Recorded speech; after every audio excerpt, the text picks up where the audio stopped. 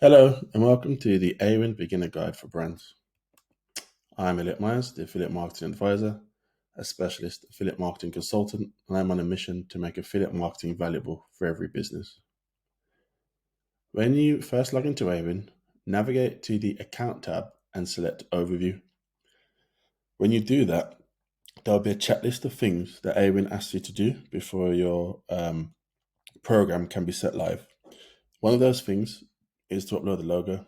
So towards the top left-hand side of the AWIN interface, if you click on the blank, it should be a blank white box.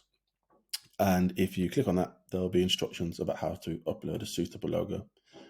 The next two things you want to do on that page is to see the two text boxes, the one for summary, the other one for overview, and just use it to sell your brand in to other affiliates. If you're struggling with what to say, you could type in, say, Roman Originals AWIN program or AWIN program with any other well-known brand, and then you can sort of draw inspiration from what other brands have written and how they go about presenting themselves to affiliates. The next thing to do is to navigate to Documents tab, and I recommend creating maybe just a few slides that just explain who your brand is, how to promote your brand, and the exciting things that affiliates can gain from working with your brand. And that could be sort of an introductory pack. A lot of brands actually don't do this, so it helps your brand to stand out when drawing the attention of high quality affiliates. The next thing are the general terms. I'll leave these up here for you, and you can effectively just sort of copy these. Another thing you can do is if you put in the name of a well-known brand, say if you know a competitor has an AWIN program, put their name in plus AWIN program, you can actually see the terms that they're using. So you can draw inspiration that way, especially say if you're in a regulated industry and you need to know, okay, what's an example of regulated terms? You could see what a competitor is doing, because generally in regulated industries, everybody has to adhere to the same rules anyway. But the example's here for you to pause and review the various sections. But the key thing is that telling partners that any breach of the terms mean that you can remove them, and also that their commissions can be declined. I don't recommend allowing any PPC permissions in this option. If you want to have partners that do paid activity of any kind, always have a dialogue with them. Be very clear about what they're doing, what they're not doing. Have a white list, have a black list, and do it that way, and be very careful with what you're doing. For transactions, in simple terms, you could just select the first four options for no, and then put yes for the remaining options, and add any relevant details into the little text boxes. The most important thing here is that you do not state you pay commissions on anything other than the goods in the basket.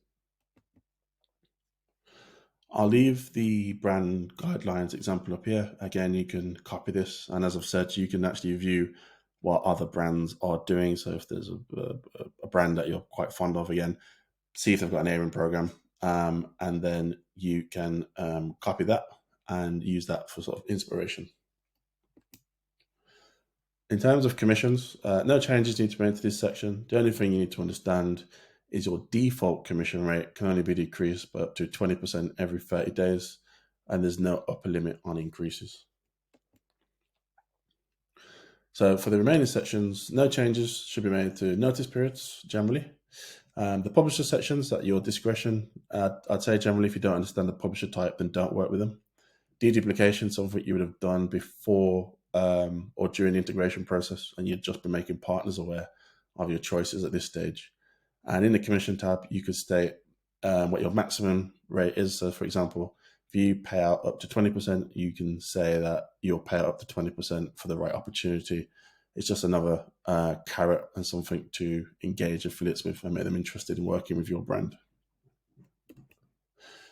So moving back to settings, add a main contact through the contact details section. In partnership settings, there'll be two tabs asking partners. There'll be two tabs. What you want to do is ask partners to get in touch with you and try to launch a dialogue. What these two sections are actually for is the first one is so that affiliates can basically access information about your brand, like what your your strap line is, and like a really quick summary of who your brand is so they can communicate that to their audience. And the second tab is the default email affiliates are sent when they join your program.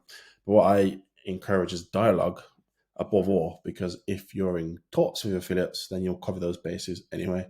And it's critical that you get in the habit of talking to affiliates before they work with you and when they work with you, because that's the only way to be successful with affiliates.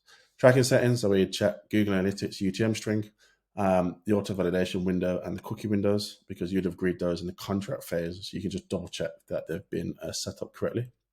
And then under promotional, go to sector categorization and then select the relevant sectors for your brand. In the Toolbox section, add 5 to 10 images and around 2 to 3 logos in the creative under the image tab. And then under the HTML tab, add a text link that just says your homepage. Under offers, in the offers section, add any relevant promotions or voucher codes. And I highly recommend uploading the product feed if it's relevant, and that it's updated at least once per day. Product feeds are extremely useful for affiliates to promote your products directly to their readers.